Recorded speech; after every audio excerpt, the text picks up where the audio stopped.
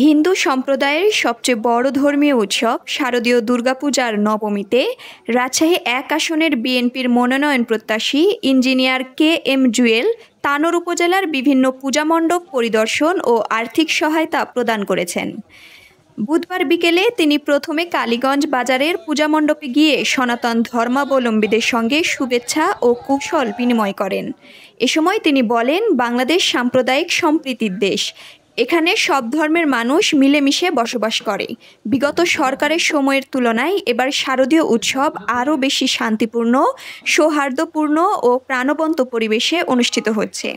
আমার নেত্রী বেগম খালেদা জিয়া এবং আমার ভারপ্রাপ্ত নেতা তারেক রহমান সাহেবের নির্দেশে, শুধু নির্দেশই না, ওনার এটা দেখভাল করার জন্য প্রত্যেকটা শারদীয় উৎসব দুর্গাপূজার মণ্ডপে আমাদেরকে যাওয়ার নির্দেশ দেওয়া হয়েছে, যেন কোনো অর্থাৎ সংখ্যালঘু সম্প্রদায় যেন কোনো রকম বিব্রতকর অবস্থায় না পড়ে। এটা বিব্রতকর অবস্থায় না পড়ে। এই বিব্রতকর অবস্থায় বা যে কোনো অ্যাসল্ট বা কোনো রকম খারাপ চিন্তা চেতনা অনেক লোকের থাকতে পারে, এটা যেন না হয়, এটা দেখভাল করার জন্য আমাদেরকে নির্দেশ দেওয়া হয়েছে সেন্ট্রাল থেকে। আর এই নির্দেশটা পালন করার জন্য আমার এখানে আসা। পরে তিনি উপজেলার আরও কয়েকটি পূজামণ্ডপ পরিদর্শন করেন। এ সময় বিএনপি ও সহযোগী সংগঠনের স্থানীয় নেতাকর্মীরা তার সঙ্গে ছিলেন।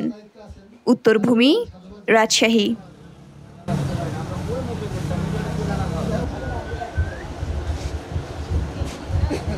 হলুদ তৈরি হতো, এখানে চিনি দিয়ে সব মজা নিতে নাই। রক্ত হলুদ নীল না, আমাদের শরীরের রক্ত লাল। আমরা